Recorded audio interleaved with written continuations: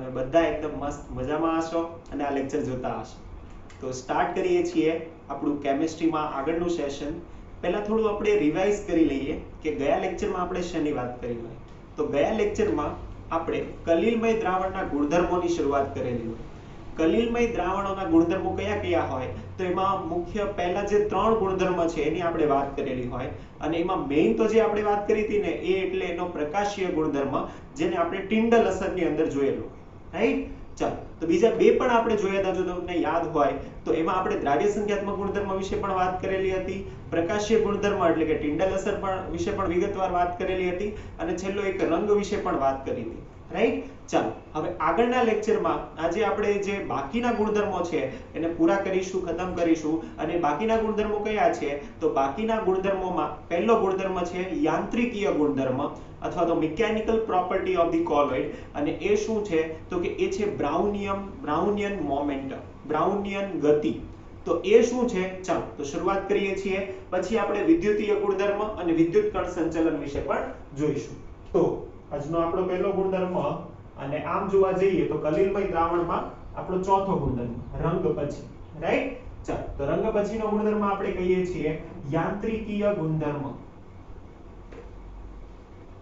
યાંત્રિકીય ગુણધર્મ આમ જોવા જઈએ ને તો કલિલમાં મુખ્ય 3 જ ગુણધર્મો છે રાઈટ. આમ જોઈએ તો 4 દ્રાવ્ય સંખ્યાત્મક ગુણધર્મ જે આપણે પહેલા વાત કરી હતી, પછી પ્રકાશીય ગુણધર્મ જેમાં આપણે ટિન્ડલ અસર જોવાના છીએ, યાંત્રિકીય ગુણધર્મ જેમાં આપણે બ્રાઉનિયન ગતિ જોવાના છીએ અને છેલ્લો વિદ્યુતીય ગુણધર્મ જેમાં આપણે વિદ્યુત ચાર્જ વિશે વાત કરવાના છીએ. તો આમ જોઈએ તો આ 4 મુખ્ય ગુણધર્મો છે અને એની આસપાસ બીજા ગુણધર્મો છે. ચાલો તો યાંત્રિકીય ગુણધર્મોમાં આપણે શું જોવાના છીએ તો કે બ્રાઉનિયન ગતિ. ચાલો બ્રાઉનિયન ગતિ શું છે એના વિશે વાત કરીએ. હવે પહેલા એના વિશે થોડુંક પહેલા કલિલ જોઈએ કે કલિલની વ્યાખ્યામાં શરૂઆતમાં પહેલા લેક્ચરમાં કલિલમાં આપણે શું કીધું હોય તો કે કલિલ એક એવું દ્રાવણ છે કે જેની અંદર પરિક્ષેપિત કલાના કણો પરિક્ષેપણ માધ્યમમાં સતત અસ્તવ્યસ્ત ગતિ કરતા રહે છે. આવું આપણે કીધું હતું રાઈટ. એ તળિયે પણ બેસી જતા નથી અને અવક્ષેપ સ્વરૂપે સપાટી પર પણ આવતા નથી, પરંતુ દ્રાવણમાં અથવા તો જે કલિલમય માધ્યમ છે એ માધ્યમમાં સતત અસ્તવ્યસ્ત ગતિ કરે છે. તો એનો મતલબ એવો થયો કે કલિલમય કણો સતત જે અસ્તવ્યસ્ત ગતિ કરે છે એ શા માટે કરતા હશે તો જો આપણને આપેલું છે કે સૌપ્રથમ આનો અભ્યાસ કઈ રીતે થયો તો કે અલ્ટ્રા માઇક્રોસ્કોપની મદદથી કલિલમય કણોને પહેલી વખત આ રીતે જોવામાં આવ્યા રાઈટ. આનો અભ્યાસ કર્યો તો રોબર્ટ બ્રાઉન.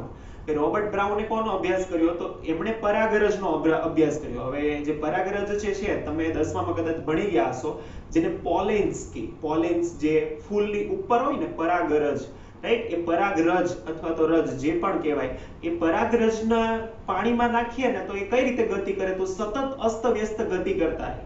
અને એનો અભ્યાસ સૌપ્રથમવાર વનસ્પતિશાસ્ત્ર, બ્રિટિશ વનસ્પતિશાસ્ત્ર રોબર્ટ બ્રાઉને કર્યો.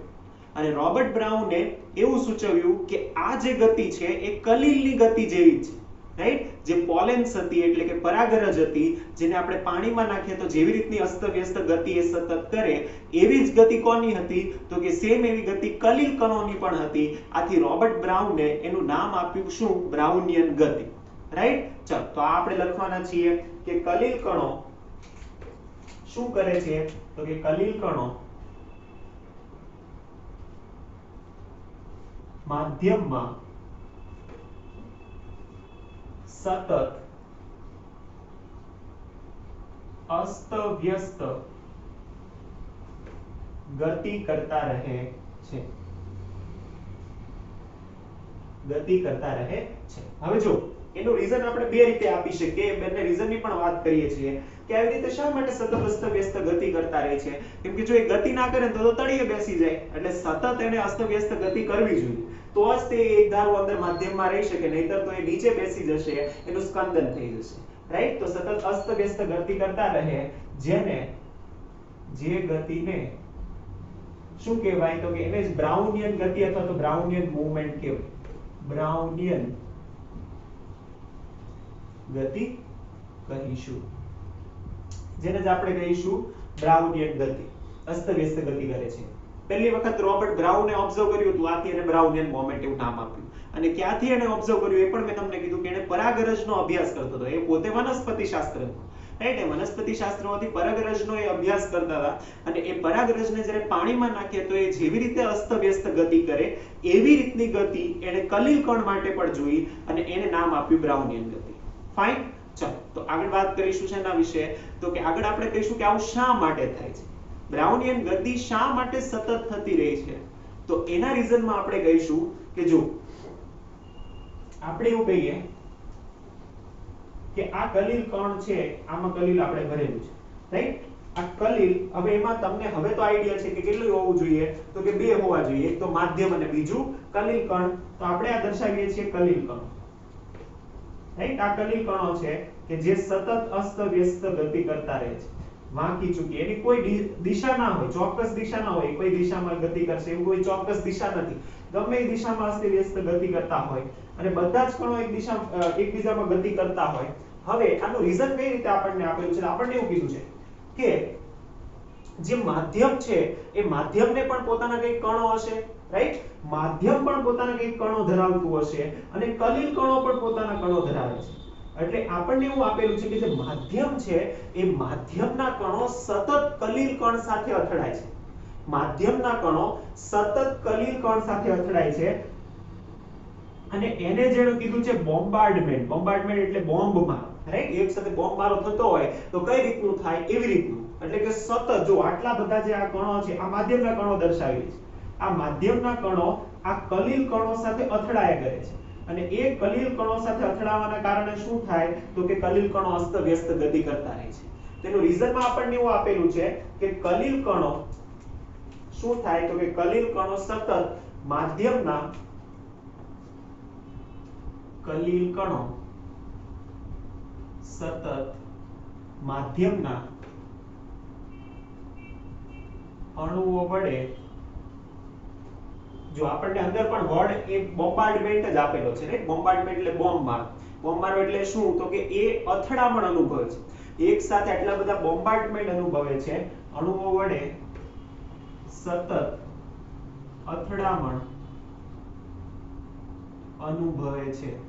જેથી શું ઉત્પન્ન થાય? તો કે જો આપણને બહુ સરસ શબ્દ આપેલો છે કે એના લીધે એક સ્ટરિંગ મોમેન્ટ ઉત્પન્ન થાય. હવે સ્ટરિંગ એટલે વિલોડન. વિલોડન એટલે શું? તો કે સતત ફરતું રહેવું ને એને કહેવાય વિલોડન. સ્ટરિંગ, રાઈટ? સ્ટર કરવું, કે સતત સ્ટર થાય છે. આ થતા તો સ્ટર જ કહેવાય, રાઈટ? સતત અંદર ફરે છે એને શું કહેવાય? તો કે એના લીધે અથડામણ અનુભવે છે. આથી કલીલ કણો વિલોડન ઉત્પન્ન થાય છે. કે કલીલ કણો એ વિલોડન અનુભવે છે ને વિલોડન જે છે, વિલોડન એટલે સ્ટરિંગ. સ્ટર કરીએ ને આપણે કોઈ પણ એને કહેવાય સતત સ્ટરિંગ કરવું, એને કહેવાય વિલોડન.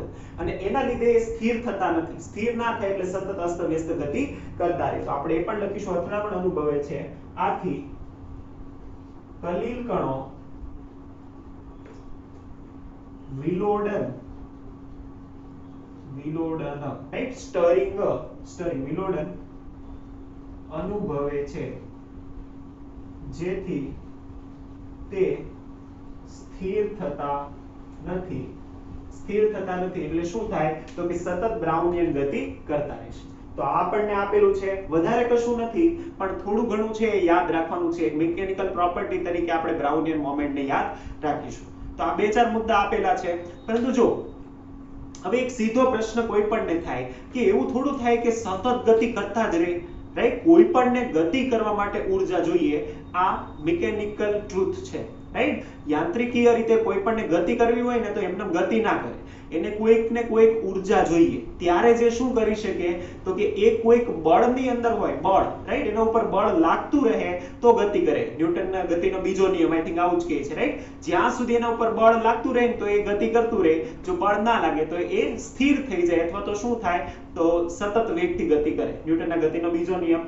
એનો મતલબ કલીલ કણને પણ જો સતત ગતિ કરતું હોવું જોઈએ તો ત્યાં કોઈક બળ હોવું જોઈએ. એ બળ એને ધક્કો મારે છે ને પછી એ ગતિ કરી શકે, રાઈટ? તો રોબર્ટ બ્રાઉને કીધું એ બરાબર છે કે માધ્યમના અણુઓ એની સાથે અથડામણ અનુભવે છે, પરંતુ સતત અથડામણ એટલી બધી ના થાય. ક્યારેક તો એ અટકી જવું જોઈએ ને, પરંતુ એવું કલીલ માટે થતું નથી. કલીલ સતત એક જ ધારા બધા જ કણો એકબીજા સાથે આમથી તેમ અસ્તવ્યસ્ત ગતિ કરતા જ રહે છે. એનું કારણ શું?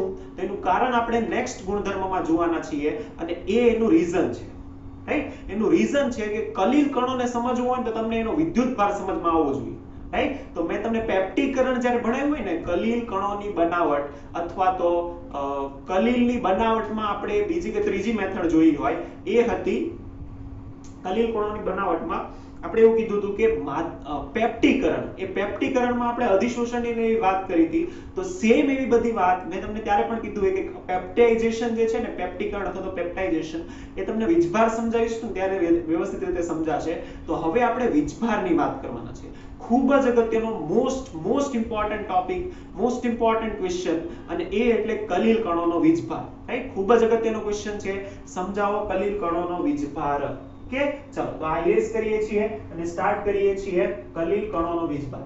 તો યાંત્રિકીય ગુણધર્મ થયો પૂરો. બ્રાઉનિયન ગતિમાં આપણે જોયું અને કલીલ કણોના વીજભારમાં એનો આપણે વીજભાર જોઈશું. કલીલ કણોનો વીજભાર. બ્રાઉનિયન ગતિમાં હજી એક બાબત આપણને આપેલી છે અને એ બાબત કઈ છે? તો એમાં આપણને એક બહુ સારી નાનકડી બાબત આપેલી છે કે બ્રાઉનિયન જે ગતિ છે, હવે એ તમને બહુ ઈઝી છે, સમજમાં આવી જશે. આપણે કહી દઈએ ખાલી કે ક્યારે ગતિ વધે, તો કે બ્રાઉનિયન ગતિ એ ક્યાં ગતિ કરે છે કલીલ કણો? તો કે માધ્યમમાં. એટલે એક છેલ્લો પોઈન્ટ છે, તમે નોટ કરી દો કે માધ્યમની સ્નિગ્ધતા. સ્નિગ્ધતા એટલે કેટલું જાડું છે એ, રાઈટ? માધ્યમની સ્નિગ્ધતા જેટલી વધારે હોય, હવે જેટલું માધ્યમ ઘટ્ટ હોય તો શું એની અંદર એટલી સરળતાથી ગતિ થાય? ના થાય. તો શું થશે? તો કે માધ્યમની સ્નિગ્ધતા જેટલી વધારે હોય એટલી બ્રાઉનિયન ગતિ ઓછી થાય, અને માધ્યમની સ્નિગ્ધતા જેટલી ઓછી હોય એમ બ્રાઉનિયન ગતિ વધારે થાય. કેમ સમજી શકો? તો કે જેટલું ઘટ્ટ માધ્યમ હશે એમાં કોઈ કણ એટલો સરળતાથી આમ ફરી શકે નહીં, ગતિ કરી શકે નહીં. ધ્યાનમાં આવશે. એકદમ નાનો અને સરસ પોઈન્ટ છે, પણ નોટ ડાઉન કરી દેજો, રાઈટ? આપણે રહી ગયો છે, નોટ નથી કર્યો. તો એમાં શું લખશું? તો કે માધ્યમની સ્નિગ્ધતા જેટલી વધારે એટલી બ્રાઉનિયન ગતિ ઓછી, અને માધ્યમની સ્નિગ્ધતા જેટલી ઓછી એટલી બ્રાઉનિયન ગતિ વધારે, રાઈટ? તો આ આપણને સમજમાં આવે, ઈઝી છે. ચાલો નેક્સ્ટ પોઈન્ટ તરફ આપણે આગળ વધીએ છીએ. One of the most important point, અને એ છે ચોથું આપણે જોયું, પાંચમું, રાઈટ? અને એને શું કહીશું? વિદ્યુતીય કલીલ કણોનો વીજભાર. એ કઈ પ્રોપર્ટી છે? તો કે વિદ્યુતીય ગુણધર્મ. કલીલ કણોનો વિદ્યુતીય ગુણધર્મ, અને એમાં આપણે કલીલનો વીજભાર ભણીશું.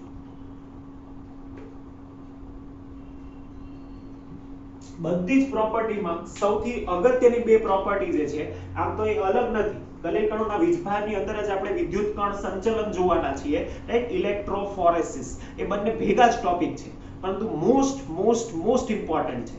યા તો કલીલ કણોનો વીજભાર પૂછાશે, યા તો વિદ્યુત કણ સંચલન પૂછાશે. આ બે તો 110% પૂછાય ને એવા ક્વેશ્ચન છે. વેરી ઇમ્પોર્ટન્ટ છે. ધ્યાનથી જુઓ, સમજો. કે ચાલો હવે વિદ્યુત કણો જ્યારે વીજભાર આવે ને, તો જો વીજભારમાં તમને છે ને ટેબલ આપી દીધું છે કે કલીલ કણો કોઈક ને કોઈક વીજભાર ધરાવે જ છે, રાઈટ? હવે વીજભાર કઈ રીતે ખબર પડે? તો કે કલીલ કણોનો વીજભાર છે ને એ આપણને એક જ રીતે ખબર પડે, અને કઈ રીતે? તો કે વિદ્યુત કણ સંચલન વડે. અને વિદ્યુત કણ સંચલન આપણે નેક્સ્ટ જોવાના છીએ. તો તમને પ્રશ્ન ન થવો જોઈએ કે સર આ બધાના વીજભાર કેમ ખબર પડે? તો જો કોઈ પણ કલીલ હોય ને એનો વીજભાર નક્કી કરવા માટેનું સાધન એને કહેવાય વિદ્યુત કણ સંચલન, ઇલેક્ટ્રોફોરેસિસ, રાઈટ? તો એ ઇલેક્ટ્રોફોરેસિસ અથવા તો વિદ્યુત કણ સંચલન આપણે નેક્સ્ટ જોવાના છીએ. તો આપણને આપી દીધું છે, અને જો અત્યારે તમને એક ટેબલ દેખાતું હોય કે કોઈ પણ કલીલ કણ હોય ને, એ કલીલ કણો, બધા જ કલીલ કણો કોઈ એક સમાન વીજભાર ધરાવતા હોવા જોઈએ. હવે વીજભાર તો બે જ છે, યા તો ધન અથવા તો ઋણ, રાઈટ? એટલે કોઈ એક સમાન વીજભાર ધરાવતા હોવા જોઈએ. એટલે બધા જ કણો યા તો ધન ભારિત હોય અથવા તો બધા જ કણો યા તો ઋણ ભારિત હોય. આવું કઈ રીતે થાય? તો એના કારણ પણ આપણે જોવાના છે, પણ એની પહેલા ટેબલ આપેલું છે, ટેબલ જોઈ લો, રાઈટ? તમને અત્યારે સ્ક્રીન પર ટેબલ દેખાતું હોય, અને ટેબલમાં જો બધા ઉદાહરણ છે.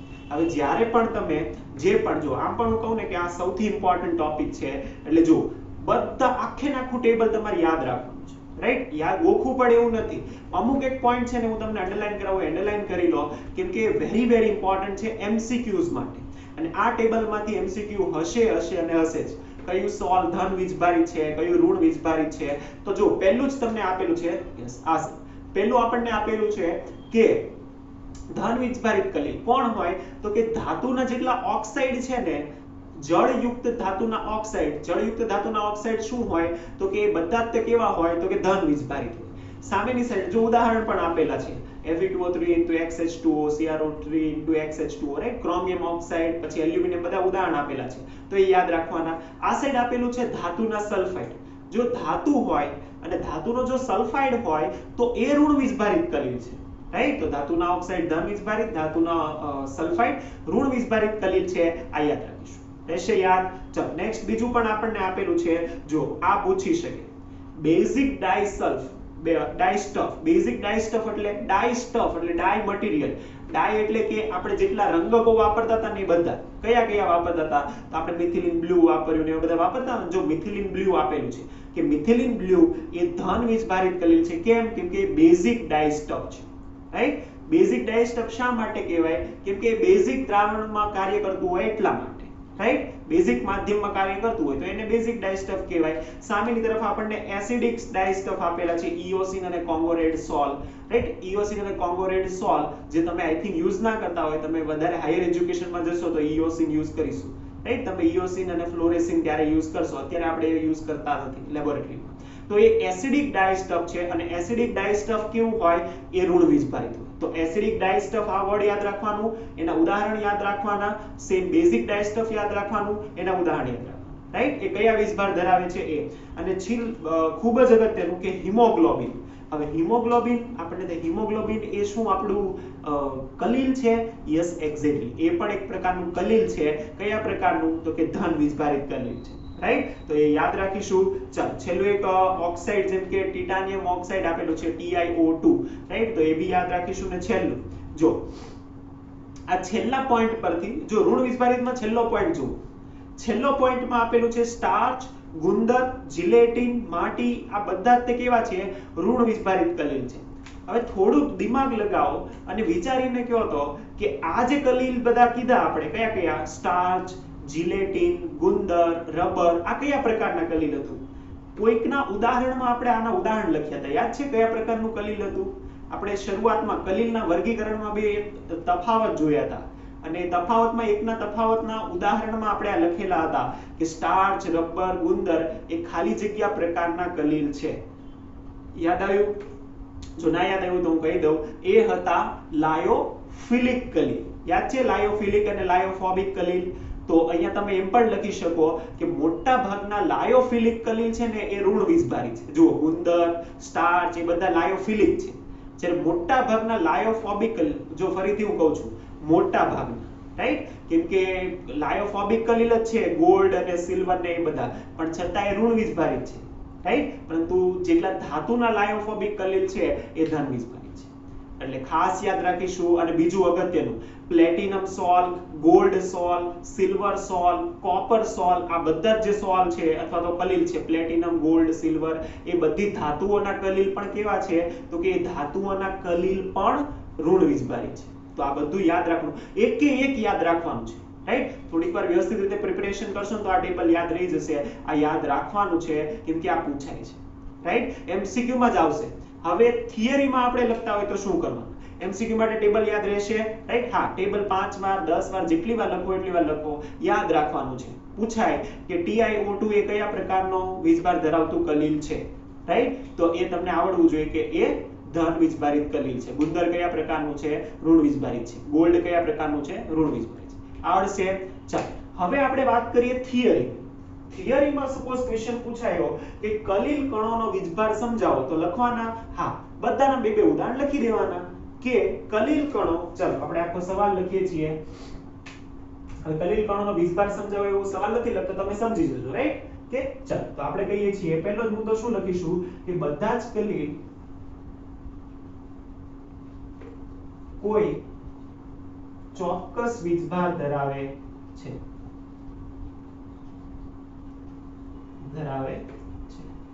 કોઈ ચોક્કસ વીજભાર ધરાવે છે જેમ કે હવે ઉદાહરણ લખી દેવાના ધરાવે છે અને જેથી શું થઈ શકે ધન વીજભાર અને ઋણ વીજભારના કારણે જો આનું એક રીઝન એ પણ થઈ શકે જો હવે બધા જ કલીલ કણોનો વીજભાર સમાન છે અને સમાન વીજભાર વચ્ચે શું થાય અપાકર્ષણ થાય એટલે એક સમાન વીજભાર વાળો કલીલનો કણ બીજો સમાન વીજભાર વાળો કલીલનો કણ બંને એકબીજાની નજીક આવશે તો અપાકર્ષણ થશે એટલે અપાકર્ષણથી પાછા દૂર જશે પાછું બીજા કોઈના અપાકર્ષણમાં આવશે એટલે સતત અસ્તવ્યસ્ત ગતિનું કારણ એનો વીજભાર છે બ્રાઉનિયન ગતિ જે થાય છે ને એનું કારણ વીજભાર છે. કેમ? કેમ કે બધાનો વીજભાર સમાન છે એટલે કોઈકની ને કોઈકની નજીક જશે એવું તે અપાકર્ષણ લાગશે. અપાકર્ષણ લાગવાને કારણે પાછું એકબીજાથી અલગ ગતિ કરશે. તો એનો વીજભારનું એનું બ્રાઉનિયન ગતિનું કારણ પણ વીજભાર છે જે આપણે સમજીશું. રાઈટ? ચલો, વીજભાર શા માટે ઉદ્ભવે એની પણ આપણે મેથડ જોવાના છીએ. તો ચોક્કસ વીજભાર ધરાવે છે, જેમ કે પછી બે ઉદાહરણ લખી દેવાના, આખું ટેબલ લખવાની જરૂર નથી. જેમ કે ધન વીજભારિત કલીલ. ધન વીજભારિત કલીલ જે પણ ઉદાહરણો યાદ હોય એ લખી દેવાના. જેમ કે આપણે કીધું કે ધાતુના જળયુક્ત ધાતુના ઓક્સાઇડ,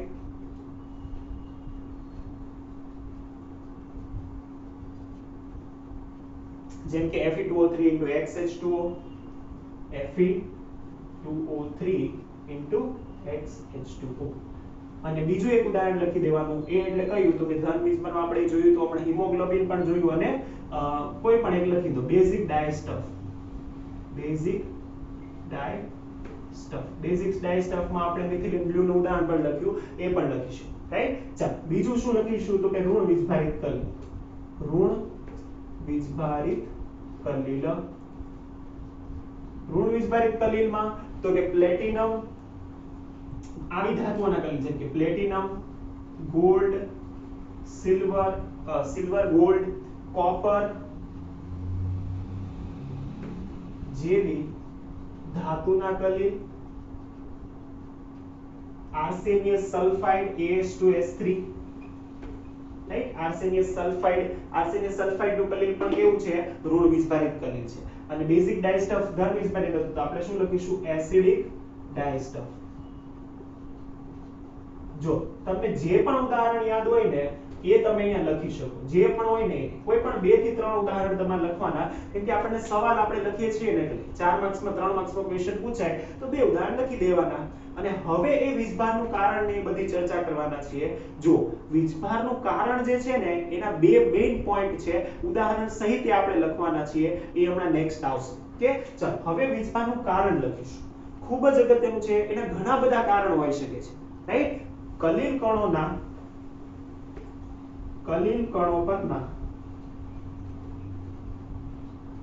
પરના વીજભારના ઘણા બધા કારણો હોઈ શકે છે.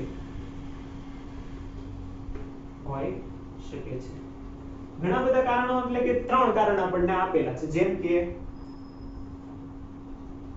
હવે વીજભાર ઉદ્ભવે ક્યારે? વીજભાર ઉદ્ભવે તો કે વીજભાર 2 કન્ડિશનમાં ઉદ્ભવે. યા તો કોઈ પાસેથી ઇલેક્ટ્રોન મેળવે યા તો કોઈને ઇલેક્ટ્રોન આપે. રાઈટ? આ 2 કન્ડિશનમાં વીજભાર ઉદ્ભવે. તો ધન વીજભાર અને ઋણ વીજભાર શા માટે ઉદ્ભવતો હોય? તો કે પહેલું જ કારણ કદાચ એ હોઈ શકે કે માધ્યમ પાસેથી ઇલેક્ટ્રોનની આપ-લે. રાઈટ? પહેલું જ કારણ શું હોય? તો કે કલીલ કણ, જ્યારે આપણે કલીલ બનાવીએ છીએ તો કલીલ બનાવતી વખતે માધ્યમ પાસેથી ઇલેક્ટ્રોનની આપ-લે. કલીલની બનાવટ વખતે માધ્યમ પાસેથી ઇલેક્ટ્રોનની આપ-લે. અને ઇલેક્ટ્રોનની આપ-લે થવાના કારણે કલીલ કણ પર વીજભાર ઉદ્ભવ્યો હોય. આ પહેલું કારણ થઈ શકે. કદાચ આવું થઈ શકે. રાઈટ? બીજું અગત્યનું કારણ છે, આ બીજું અને ત્રીજું જે કારણ છે ને એ આપણે વિગતવાર જોવાના છીએ. રાઈટ? આ ઇલેક્ટ્રોનની આપ-લે થતી હોય કે નહીં એને વિશે નહીં, પરંતુ બીજું અને ત્રીજું ખૂબ જ અગત્યના કારણ છે. અને બીજું કારણ આપણને એવું કહે છે કે બની શકે કે કલીલ કણ છે એને એક મોટો, રાઈટ, સાચા દ્રાવણ કરતા તો મોટો જ છે. રાઈટ? નેનોમીટરમાં છે બરાબર, પણ સાચા દ્રાવણ કરતા તો કલીલ કણનો વ્યાસ મોટો છે. તો બની શકે કે એને પોતાની સપાટી પર કોઈ ચોક્કસ આયનનું અધિશોષણ કરેલું હોય. બની શકે ને? આયન હોય, આયન કેવો હોય? તો કે આયન હોય ધન વીજભારિત અથવા ઋણ વીજભારિત. જો એને પોતાની સપાટી પર આયનનું અધિશોષણ કરેલું હોય તો પણ વીજભાર ઉદ્ભવી શકે. એટલે બીજું અગત્યનું રીઝન, અને એ એટલે કે કલીલ કણની સપાટી પર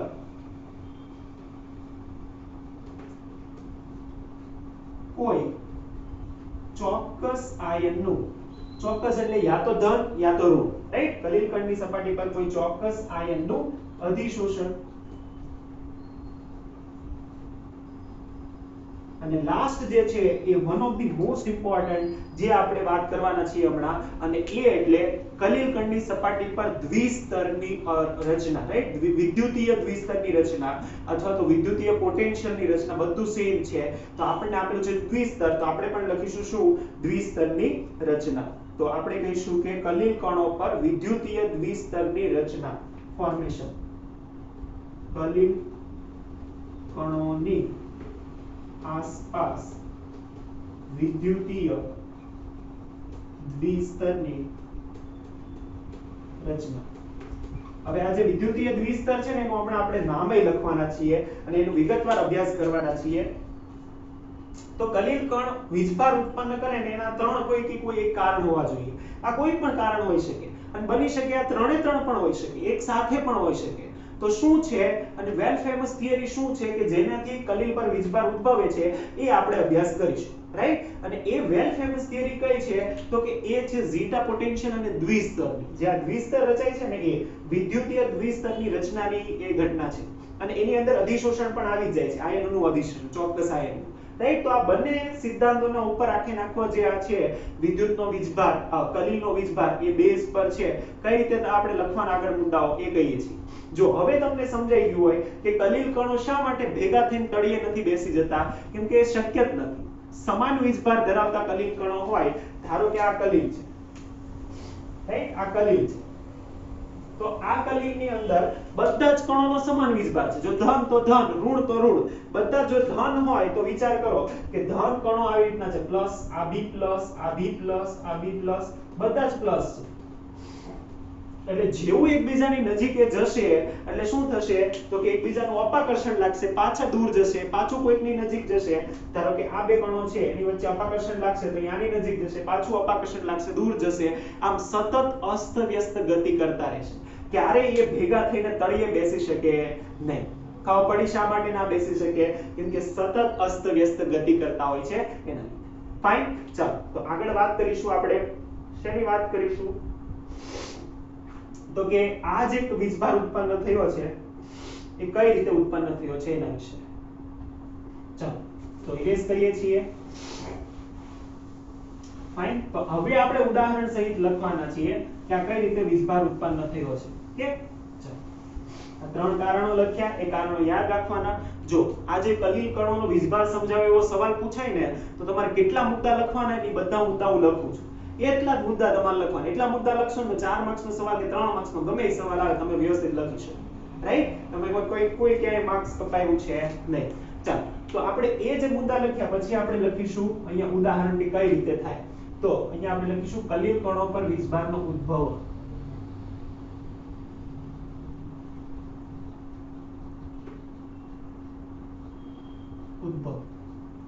કઈ રીતે થાય? તો કે બે ઉદાહરણ આપેલા છે, આપણે કોઈ એક ઉદાહરણ લખવાના છીએ, સમજવાના બંને છીએ, રાઈટ? પહેલું ઉદાહરણ આપણને આપેલું છે. જો બે ઉદાહરણ આપેલા છે એની અંદર પાછા બે પ્રકાર છે. તો પહેલું એક ઉદાહરણ છે, રાઈટ? એઝ ફોર એક્ઝામ્પલ અથવા તો ઉદાહરણ 1. પહેલું ઉદાહરણ આપણને આપેલું છે કે ધારો કે આપણી પાસે સિલ્વર નાઇટ્રેટનું દ્રાવણ છે અને સિલ્વર નાઇટ્રેટના દ્રાવણની અંદર આપણે શું ઉમેરીએ છીએ?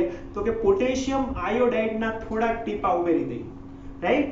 જો ખાસ યાદ રાખજો કોની અંદર કોનું દ્રાવણ ઉમેરવામાં આવે છે, કેમ કે એના આધારે નક્કી થશે કે કયું દ્રાવણ બને છે, રાઈટ? કયા આવશ્યક બનશે. એટલે ખાસ યાદ રાખજો, રાઈટ? એના ઉપરથી જ નક્કી થવાનું છે. તો પહેલું કયું કીધું? તો પહેલું આપણે એવું કીધું સિલ્વર નાઇટ્રેટના દ્રાવણમાં, સિલ્વર નાઇટ્રેટ એટલે AgNO3 ના દ્રાવણમાં કોને ઉમેરવામાં આવે?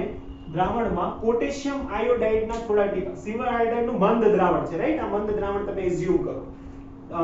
સિલ્વર આયોડાઇડના મંદ દ્રાવણમાં પોટેશિયમ આયોડાઇડના થોડા ટીપા ઉમેરતા. પોટેશિયમ આયોડાઇડના મંદ દ્રાવણ, આનું પણ દ્રાવણ જ છે. મંદ દ્રાવણના થોડા ટીપા ઉમેરતા. તો શું થાય? તો એ આપણને આપેલું છે કે પહેલું જ બની જશે શું? તો કે સિલ્વર આયોડાઇડના અવક્ષેપ બને. હવે એ સિલ્વર આયોડાઇડના જે અવક્ષેપ બન્યા એ શું કરશે? તો કે કોઈ એક આયનનું અધિશોષણ કરશે. કયા આયનનું અધિશોષણ કરશે? ચાલો એની પણ આપણે વાત કરીએ છીએ.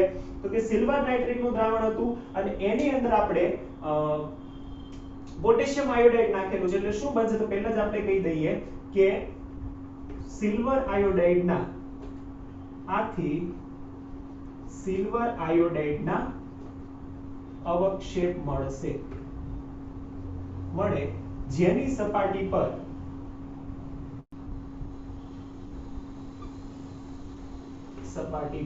હવે જો તમારે ખાસ આ યાદ રાખવું પડશે. આપણે લીધું છે AgNO3 ના દ્રાવણમાં પોટેશિયમ આયોડાઇડના થોડા ટીપા ઉમેરી તો કોની ક્વોન્ટિટી વધારે હોય, રાઈટ? તમારે જોવાનું છે કે હવે જો અધિશોષણ બે આયનોનું થઈ શકે. આ સિલ્વર આયોડાઇડ છે યા તો Ag+ આયનનું અધિશોષણ થાય યા તો આયોડિન માઈનસ નું થાય. તમારે એટલું યાદ રાખવાનું કે જે બંનેમાંથી જેની ક્વોન્ટિટી વધારે હોય ને એનું અધિશોષણ થશે, રાઈટ? અત્યારે આપણે થોડાક જ ટીપા પોટેશિયમ આયોડાઇડના નાખ્યા છે તો આયોડિન જે છે આયોડિન માઈનસ I- આયન છે તો બહુ ઓછું હશે તો એનું અધિશોષણ નહીં થાય. કોનું થશે? તો કે આ તો આખે ને આખું દ્રાવણ છે, આખે ને આખું આ જ આપણે લીધું છે તો આ વધારે હોય તો આ કન્ડિશનમાં શું થશે? તો કે સિલ્વર આયોડાઇડના અવક્ષેપની સપાટી પર કોનું અધિશોષણ થશે? જેની સપાટી પર સિલ્વર પ્લસ આયનનું અધિશોષણ થશે. શા માટે ખબર પડી? રાઈટ? જો આ રીઝન અંદર ક્યાંય આપેલું નથી પણ તમારે આ જ રીતે યાદ રાખવું પડશે અને આ જ રીઝન છે કે કોનું અધિશોષણ થાય? તો સપાટી પર સિલ્વર પ્લસ આયનનું અધિશોષણ થશે. આથી ધન વીજભારિત કલીલ બને. અને શું બને? તો કે ધન વીજભારિત કલીલ. હવે એને લખાય કઈ રીતે તો એ હું કહું, રાઈટ? તો કયો અવક્ષેપ હતો? તો કે સિલ્વર આયોડાઇડ. કોનું અધિશોષણ થયું? તો કે Ag+ નું. કયો વીજભાર બન્યો? તો કે ધન વીજભાર. ખબર પડી? ધન વીજભારિત સોલ.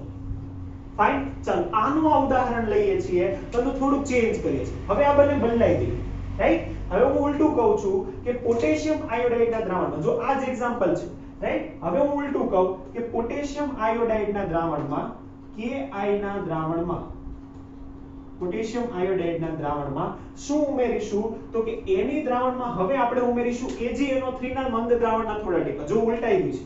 હવે આખું વધારે બીકરમાં કોણ ભરેલું છે? Potassium iodide. માં થોડુંક શું નાખીએ છીએ? સિલ્વર નાઇટ્રેટ ના દ્રાવણમાં AgNO3 ના મંદ દ્રાવણના થોડા ટીપા ઉમેરતા. ચાલો તો આપણી પાસે પોટેશિયમ નાઇટ્રેટ હતું એમાં પોટેશિયમ આયોડાઇડ હતું એમાં સિલ્વર નાઇટ્રેટ ઉમેરીએ છીએ. શું થશે? તો કે સિમ્પલ. તો અત્યારે થવું શું જોઈએ? તો કે હજી અવક્ષેપ તો શું બનશે? તો કે Agi ના જ અવક્ષેપ બનશે. તો આથી આમાં પણ શું બને? આ દ્રાવણમાં પણ સિલ્વર આયોડાઇડના અવક્ષેપ બને. હવે તમારે મને કહેવાનું છે કે કયું વધારે ક્વોન્ટિટીમાં હોય. જો અધિશોષણ તો બેનું થઈ શકે, યા તો Ag+ નું યા તો I- નું. જેની ક્વોન્ટિટી વધારે હોય એનું અધિશોષણ થશે. Agi માંથી Ag+ છે નહીં. કેમ? કેમ કે એને તો થોડા ટીપા ઉમેરેલા હતા તો એ એટલી વધારે ક્વોન્ટિટીમાં નહીં હોય. કોણ હશે? તો કે વધારે ક્વોન્ટિટીમાં હશે આયોડિન માઈનસ. તો અત્યારે અધિશોષણ કોનું થશે? તો કે આયોડિન માઈનસ. ખબર પડી? રાઈટ? એકદમ ઈઝી છે, કશું ગોખવા જેવું નથી. થોડું વ્યવસ્થિત રીતે યાદ રાખજો, રાઈટ? તો અવક્ષેપ બને તો કોનું અધિશોષણ થાય? કે જેની સપાટી પર આયોડિન માઈનસ આયનનું અધિશોષણ થાય. આથી અને આયોડિન માઈનસ નું અધિશોષણ થાય તો એ કયા પ્રકારનું કલીલ બને? એની સપાટી પર આવી કોણ બેઠું છે? તો કે I-. તો કયું બનશે? તો કે ઓબ્વિયસલી તો બનવું જોઈએ શું? તો કે બનવું જોઈએ ઋણ વીજભારિત કલીલ. આથી ઋણ વીજભારિત કલીલ બને. ચાલો તો એને લખીશું કઈ રીતે? તો કે એને આપણે લખીશું કોણ બન્યું હતું? તો કે અવક્ષેપ હતા સિલ્વર આયોડાઇડ. કોનું અધિશોષણ થયું? તો કે I- નું. કયું સોલ બન્યું? તો કે ઋણ વીજભારિત સોલ અથવા તો ઋણ વીજભારિત સોલ અથવા તો કલીલ, કોઈ બી લખો ચાલે. ખબર પડી? રાઈટ? જો આ એક એક્ઝામ્પલ છે, એક જ ઉદાહરણ છે. આવું સેમ બીજું ઉદાહરણ આપેલું છે આપણને, એ છે ફેરિક ક્લોરાઇડ માટે, FeCl3 માટે. હવે એ પાછું લખવાનું નથી, કોઈ એક એક્ઝામ્પલ લખશો તો ચાલશે, રાઈટ? હવે આને શું કહેવાય? આને કહેવાય કલીલ રચાવવા, વીજભાર રચાવવા માટેનો બીજો મુદ્દો, કોઈ ચોક્કસ આયનનું અધિશોષણ, કોઈ ચોક્કસ આયનનું અધિશોષણ, રાઈટ? આપણને એવું કીધું છે કોઈ ચોક્કસ આયનનું પસંદગીકારક રીતે અધિશોષણ, તો એ આ રીતે સમજાવી શકાય. ખબર પડી, રાઈટ? એટલે આ રીતે શું થશે તો કે એની સપાટી ઉપર આયનનું અધિશોષણ થયું છે, આથી એ મોટો અણુ બને અને આથી અવક્ષેપ જે છે એ કોઈ ચોક્કસ કદનો કલીલ કદનો બને, રાઈટ? આવું જો સેમ આવી વાત આપણે કરી હોય પેપ્ટાઇઝેશનમાં, યાદ કરો પેપ્ટાઇઝેશનમાં આવું જ કીધું હતું કે અવક્ષેપકની સપાટી પર, વિદ્યુત વિભાજ્યની સપાટી પર કોઈ ચોક્કસ આયનનું અધિશોષણ થવાથી અવક્ષેપ તૂટે અને કલીલ કણમાં ફેરવાય છે. લખ્યું હતું આવું, રાઈટ? એટલે મેં તમને ત્યારે કીધું હતું કે આપણે જે પેપ્ટાઇઝેશન છે ને એ કલીલના વીજભારમાં વ્યવસ્થિત રીતે સમજીશું. ફાઇન. ચાલો હવે જે બીજું ઉદાહરણ છે ને તમારે અત્યારે હું નથી લખતો કેમ કે જરૂર નથી, બે સેમ જ ઉદાહરણ છે, સેમ જ વસ્તુ સમજાવે છે, રાઈટ? બંને સેમ છે. સેમ આવું જ ઉદાહરણ કોના માટે આપેલું છે? FeCl3 માટે. હવે FeCl3 ના દ્રાવણમાં FeCl3 હોય ને એમાં જો ગરમ પાણી આપણે ઉમેરીએ ને તો શું થાય તો કે એ Fe+3 આયનનું જ અધિશોષણ કરે પોતાની સપાટી પર, અને Fe+3 આયનના અધિશોષણ કરવાથી શું બને તો કે ધન વીજભારિત કલીલ બને. સેમ જો FeCl3 ના દ્રાવણમાં આપણે ગરમ NaOH ઉમેરીએ તો એ OH- નું અધિશોષણ કરે અને OH- ના અધિશોષણથી શું બને? ઋણ વીજભારિત કલીલ, રાઈટ? તો એ આપણને ટેક્સ્ટ બુકમાં આપેલું છે, તમને અત્યારે દેખાતું હોય પણ એવું લખતો નથી, રાઈટ? સેમ તમે સમજી શકશો, એ પણ હાર્ડ છે, એ પણ ઈઝી છે, એટલું બધું હાર્ડ નથી. કે ચાલો તો આ અગત્યનું છે, આ એક ઉદાહરણ લખવાનું. તો હવે શું કહી શકીએ તો આના આધારે આપણે સમજાવી શકીએ કે આયનનું ચોક્કસ આયનનું અધિશોષણ આ ઉદાહરણથી સમજાવી શકીએ છીએ. પણ હવે ત્રીજો મુદ્દો સમજાવવાનો રહ્યો. કયો મુદ્દો? તો કે જે દ્વિસ્તર, વિદ્યુતીય દ્વિસ્તર રચાય છે કઈ રીતે રચાય છે એને આકૃતિથી વ્યવસ્થિત રીતે સમજાવવાનું છે. જો તો આ જે ક્વેશ્ચન છે ને, ક્વેશ્ચનની અંદર 3 પાર્ટ થઈ ગયા, રાઈટ? પહેલા આપણે વીજભાર વિશે વાત ખાલી કરી, પછી આપણે એના કારણ વિશે વાત કરી, એ કારણમાં પહેલું કારણ સમજાવ્યું, અને છેલ્લો મુદ્દો આપણે કહીએ છીએ કે દ્વિસ્તર કઈ રીતે રચાય. તો આ કોને સમજાવ્યું આપણે? તો કે ચોક્કસ વીજભારનું અધિશોષણ, ચોક્કસ આયનનું અધિશોષણ, રાઈટ? કરીએ આગળ, સમજમાં આવશે કે? ચાલો તો આ આપણે વાત કરી કલીલ કણોના વીજભાર કઈ રીતે ઉદ્ભવે એ. તો આપણે એક મુદ્દો આના પછી લખી દઈશું કે આ ઉદાહરણ પરથી શું સમજાવી શકાય? આ ઉદાહરણ પરથી આપણે કલીલ કણોનો, આ ઉદાહરણ પરથી કલીલ પર કોઈ ચોક્કસ આયનનું અધિશોષણ સમજાવી શકાય છે. સમજાવી શકાય છે. સમજાવી શકાય આ રીતે? યસ, ઓફ કોર્સ સમજાવી શકાય. ચાલો હવે આના પછી આપણે વાત કરવાના છીએ કે દ્વિસ્તર કઈ રીતે રચાય. તો એના માટે આપણે ડાયાગ્રામ ડ્રો કરવાના છે, ખૂબ જ અગત્યનું છે. કઈ રીતે કરીશું? તો એના માટે પહેલા ડાયાગ્રામ સમજી લઈએ અને પછી આપણે વાત કરીએ કે કોઈ પણ જે અવક્ષેપ રચાયો, જેમ કે સિલ્વર આયોડાઇડ નો હતો કે કોઈ પણ હતો, એ સિલ્વર આયોડાઇડ નો જે અવક્ષેપ હતો એ અવક્ષેપ તો ઘન અવસ્થામાં હોય. જોયા અવક્ષેપ તમે, રાઈટ? વ્હાઇટ કલરના હોય કે બ્રાઉન કલરના હોય કે એ સપાટી પર આવી જાય, રાઈટ? તો અવક્ષેપ જે છે એ અવક્ષેપ ઘન અવસ્થામાં હશે, જેને આપણે દર્શાવીએ આ ઘન કણ છે કે જે અવક્ષેપ છે. કોણ? તો કે આપણે જે ઉદાહરણ લીધું એ લઈ લઈએ. કયું લીધું? AgI નું, રાઈટ? તો સિલ્વર આયોડાઇડ નું લઈ લઈએ.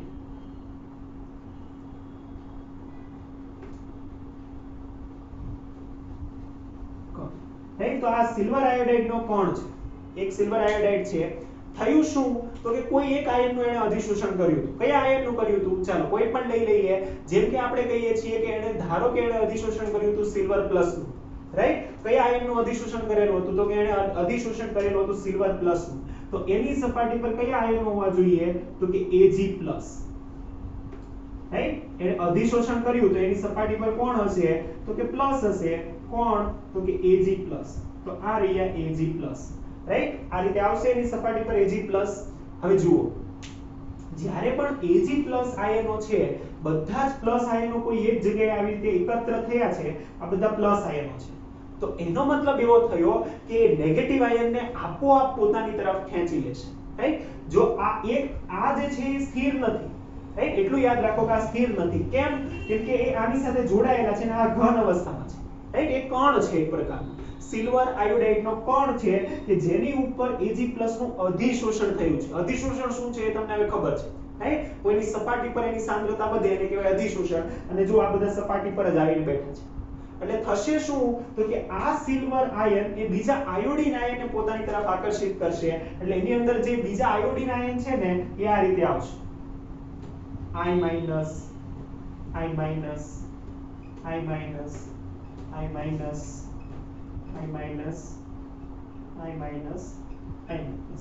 right plus minus plus minus plus minus plus minus plus minus plus minus એટલે થયું શું તો કે જો એના લીધે એક સ્તર બન્યું આ આયોડિન અને Ag+ આયનોને લીધે એક સ્તર બને છે જો રાઈટ એ પ્લસ માઈનસ નું એક આખું સ્તર બને છે હવે થશે શું તો કે આ સ્તર વિસ્તરશે એવું નથી કે અહીંયા સુધી અટકી જશે અહીંયાથી કન્ટિન્યુ આગળ વધશે આ જે છે ને આ એ પહેલું સ્તર છે રાઈટ આ બે મળીને એક સ્તર બનાવે છે કે જે પહેલું સ્તર છે અને એને કહીશું આપણે સ્ટેટિક લેયર અથવા તો સ્થિર સ્તર સ્થિર શા માટે તો મેં તમને કીધું કે આ તો ચોંટી ગયા છે ને રાઈટ આ કણની ઉપર આ બધા ચોંટી ગયેલા છે એટલે આ સ્થિર સ્તર થશે તો આને નામ આપણે આપી દઈશું શું સ્થિર સ્તર અને આપણે શું કહીશું તો કે આ જે છે આ બન્યું એને આપણે કહીશું સ્થિર સ્તર રાઈટ આ પહેલું જે સ્તર બન્યું ને એને કહીશું સ્થિર સ્તર હવે શું થશે તો કે આ આખે ને આખું ક્યાં છે આખે ને આખું કઈ અલગ નથી હવામાં નથી ક્યાં છે દ્રાવણની અંદર જ છે રાઈટ AgCl નું AgNO3 નું દ્રાવણ હતું એની અંદર આપણે પોટેશિયમ આયોડાઇડના ટીપા નાખ્યા તો એનો મતલબ બધું અત્યારે છે તો દ્રાવણમાં જ છે એટલે દ્રાવણમાં હશે તો આયનો પણ હશે તો એનો મતલબ એની આસપાસ અઢળક આયનો અહીંયા હશે અને એ અઢળક આયનો હશે એ કોના હશે તો કે પોટેશિયમ પ્લસ ના અને જે બીજા આયનો છે એ કોના હશે તો કે K+ I- ના બીજા સ્તર K+. હવે આ આયોડિન માઈનસ હતું તો એની ઉપર શું આવવું જોઈએ પોટેશિયમ પ્લસ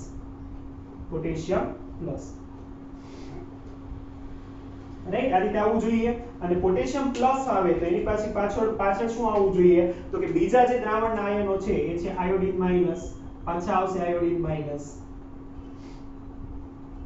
હવે જુઓ આ જે બીજું સ્તર આવ્યું શું એ સ્થિર છે નહીં આ સ્તર સ્થિર નથી કેમ કે એનું અધિશોષણ નથી થયું સમજમાં આવે છે હું શું કહું છું કે હવે જે પોટેશિયમ પ્લસ I- આવશે ને સ્થિર નથી એ બદલાઈ શકે આ પોટેશિયમ આયન જતો રહે ત્યાં બીજો કોઈ પોટેશિયમ આયન આવે ત્યાં બીજો કોઈ સિલ્વર પ્લસ આયન આવે તો એ થઈ શકે શા માટે થઈ શકે કેમ કે એ સ્થિર સ્તર નથી એનું અધિશોષણ નથી થયું એ ખાલી વિદ્યુતીય આકર્ષણના લીધે ત્યાં સ્ટેટિક રહેલું છે જ્યારે આ પહેલું સ્તર છે એ પહેલા સ્તરનું AgI ઉપર અધિશોષણ થવાના કારણે એ સ્થિર છે જ્યારે બાકી જેટલા પણ સ્તર રચાશે ને બાકી જરૂર નથી કે એટલું સ્તર રચાય હજી આગળ એ પ્રસરી શકે અનંત લગી રહી છે કે આયનો તો ઢગલો છે તો એનો મતલબ અહીંયા છે પોટેશિયમ પ્લસ હજી અઢળક આયનો હોઈ શકે I-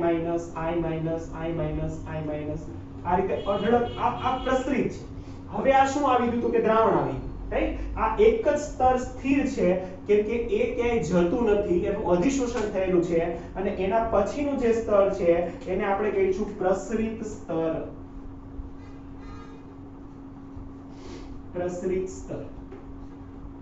ખબર પડી રાઈટ અને આને જ કહેવાય વિદ્યુતીય દ્વિસ્તર અથવા તો હોલ્મ-હોલ્ટેજ લેયર રાઈટ હોલ્મ-હોલ્ટેજ લેયર અથવા તો વિદ્યુતીય દ્વિસ્તર ત્રીજો પોઈન્ટ કલિલ કણની વીજભાર રચાવવામાં ત્રીજો પોઈન્ટ જે લખેલો હતો ને એ રાઈટ આ ડાયાગ્રામ વ્યવસ્થિત યાદ રાખો આ જે દ્વિસ્તર રચાયા છે આ બે સ્તર પ્રસરિત સ્તર અને સ્થિર સ્તર એની વચ્ચે પોટેન્શિયલ શું છે એની હવે આપણે વાત કરવાની છે સમજાશે ડાયાગ્રામ રાઈટ સ્થિર સ્તર શા માટે પ્રસરિત સ્તર શા માટે સમજાશે કે ચલો ડાયાગ્રામ ડ્રો કરો ખૂબ જ અગત્યનો છે એના આધારે આપણે પોઈન્ટ લખવાના છે તો પહેલો જ પોઈન્ટ આપણે શું લખીશું તો કે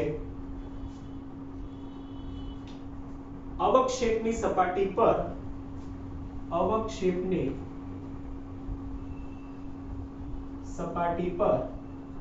વિરુદ્ધ વીજભારના જો બે આયનોનું અધિશોષણ છે એક Ag+ છે ને એની સામે I- પણ છે રાઈટ તો કે વિરુદ્ધ વીજભારના આયનનું અધિશોષણ થવાના કારણે સ્થિર સ્તર રચાય છે અવક્ષેપની સપાટી પર વિરુદ્ધ વીજભારના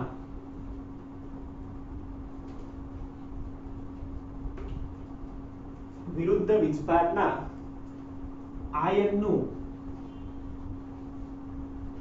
અધિશોષણ થવાથી શું રચાય છે? તો કે સ્થિર સ્તર રચાય છે. રાઈટ. બીજું કે આ સ્થિર સ્તર છે એ પ્રસરિત પામીને બીજા પ્રસરિત સ્તરનું રચના કરે છે. આ સ્થિરનું પ્રસરણ એટલે શું? તો કે એવું રિપીટ થયા કરે. જો potassium mine Ag + I- plus minus એવું પ્રસરણ થશે, અનંત સુધી પ્રસરણ થઈ શકે. એ શું બનાવે? પ્રસરિત સ્તર. તો કે સ્થિર સ્તર બીજા પ્રસરિત સ્તરનું નિર્માણ કરે છે, નિર્માણ કરશે.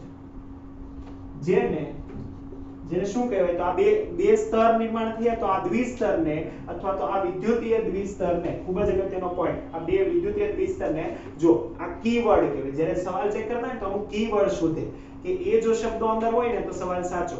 તો આમાંનો કીવર્ડ છે ને એ છે હોલ્ટેજ લેયર, રાઈટ? અથવા તો એને કહીશું હેલ્મહોલ્ટ્ઝ લેયર, રાઈટ? તો આ બે દ્વિસ્તરને, આ વિદ્યુતીય દ્વિસ્તરને, આ વિદ્યુતીય દ્વિસ્તરને શું કહે છે? તો કે આ વિદ્યુતીય દ્વિસ્તરને જ આપણે કહીશું હેલ્મહોલ્ટ્ઝ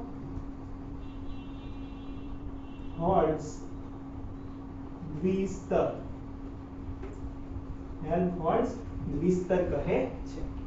જો હવે એક છેલ્લો અગત્યનો પોઈન્ટ, જ્યારે પણ બે વીજભારિત પ્લેટ આવે, હવે તમે ફિઝિક્સમાં ભણતા હશો કે જ્યારે પણ બે વીજભારિત ભારિત પ્લેટ હોય, કોઈ બે વીજભાર ધરાવતી પ્લેટ હોય અને એ પ્લેટને જ્યારે સામે રાખવામાં આવે તો એ પ્લેટ વચ્ચે શું ઉત્પન્ન થાય? તો કે બે વીજભારિત પ્લેટની વચ્ચે કેપેસિટન્સ ઉત્પન્ન થાય. યાદ છે આ બધાને? તો કે અહીંયા પણ એવું થાય છે. અહીંયા પણ આ બે વીજભારિત સ્તર છે, એક સ્થિર સ્તર છે, એક પ્રસરિત સ્તર છે, અને એ બંને વીજભારિત સ્તરના લીધે એની વચ્ચે પોટેન્શિયલ ઉત્પન્ન થાય છે. એને આપણે શું કહીશું? તો કે એને કહીશું આપણે ઇલેક્ટ્રોકાઇનેટિક પોટેન્શિયલ અથવા તો વીજગતિક પોટેન્શિયલ અથવા તો ઝીટા પોટેન્શિયલ, રાઈટ? ચાલો તો શું લખીશું? તો કે આ બે વીજભારિત સ્તર વચ્ચે શું ઉત્પન્ન થાય? તો કે પોટેન્શિયલ ડિફરન્સ ઉત્પન્ન થાય છે. એટલે શું કહેવાય? કેપેસિટન્સ નિર્માણ થાય. સ્તર વચ્ચે કેપેસિટન્સ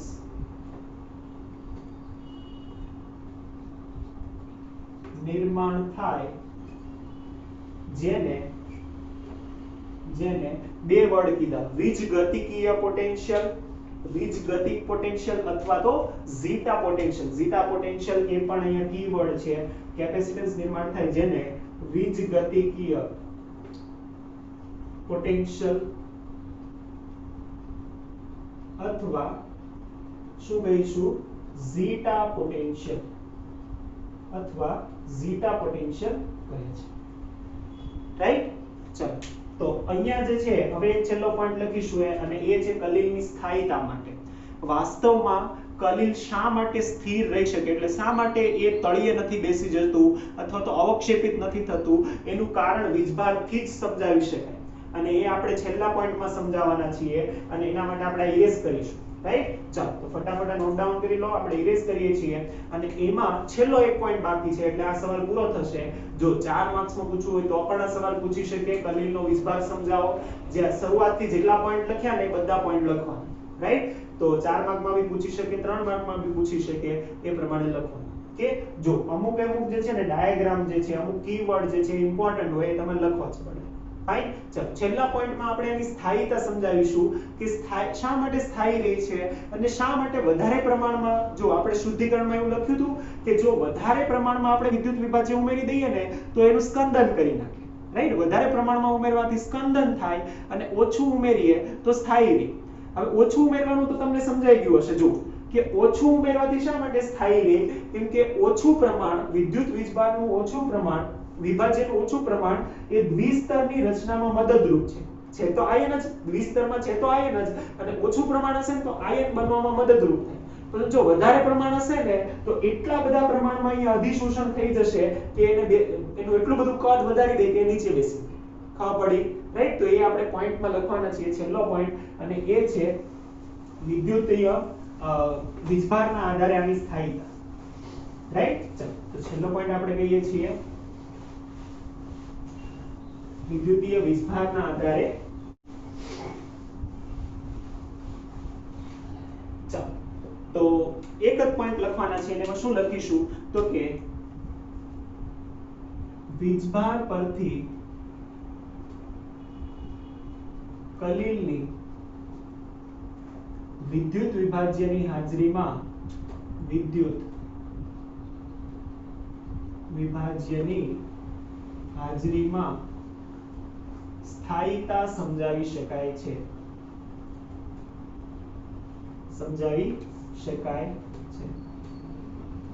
શું સમજાવી શકાય તો કે વિદ્યુત વિભાજ્ય જ્યારે પણ બોલું તો હવે તમને સમજમાં આવવું જોઈએ કે Na+Cl- રાઈટ ઇલેક્ટ્રોલાઇટ અથવા તો વિદ્યુત વિભાજ્ય એટલે કે એવો પદાર્થ કે જે આયનમાં રૂપાંતર પામી શકે તો કઈ રીતે કહીશું તો કે શું સમજાવી શકાય તો કે વિદ્યુત વિભાજ્યની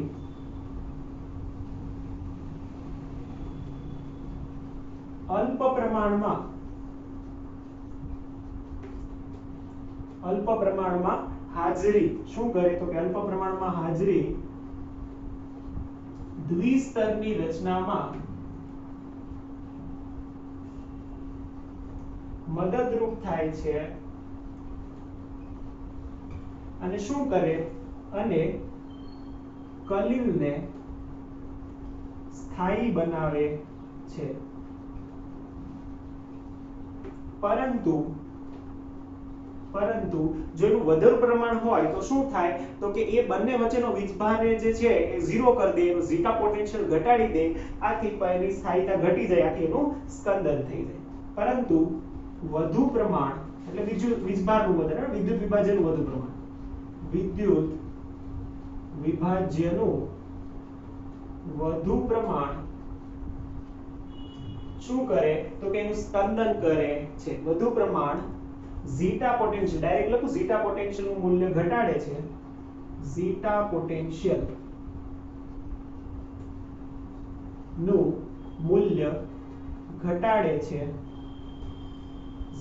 નું મૂલ્ય ઘટાડે છે અને કલીલનું સ્કંદન કરે છે જો વાસ્તવમાં જોઈએ ને તો કલીલ કણોનો જે વીજભાર છે ને એ વીજભાર સૌથી પહેલા આપવો જોઈએ કેમ કે કલીલને સમજવું હોય ને તો સૌથી પહેલા વીજભાર ખબર પડવી જોઈએ વીજભાર ખબર પડ્યા પછી જ આપણને ખબર પડે કે કઈ રીતે કલીલ એક્ચ્યુઅલીમાં વર્ક કરે છે રાઈટ હવે તમને જો સમજાશે કે શા માટે સતત અસ્તવ્યસ્ત ગતિ કરતા હતા તો કે કલીલને પોતાનો એક વીજભાર છે આ વીજભાર ધરાવતા સમાન કણો જ્યારે નજીક આવશે તો અપાકર્ષણના કારણે દૂર જશે પાછો એ બીજા કોઈ કણ સાથે અથડાશે એટલે આવી રીતે સતત એ અંદર ને અંદર ગતિ કરતો રહે બીજું તો વિદ્યુત વિભાજ્યનું શું કારણ સ્થાયી કારકની શું જરૂર તો કે દ્વિસ્તરની રચનામાં મદદરૂપ થાય એટલા માટે સ્થાયી કારક જોઈએ રાઈટ અને શા માટે તળિયે નથી બેસી જતું શા માટે બધા કણો ભેગા નથી થઈ જતા કેમ કે એ બધા અલગ અલગ વીજભાર ધરાવે છે એટલે ભેગા થવાનો તો સવાલ જ નથી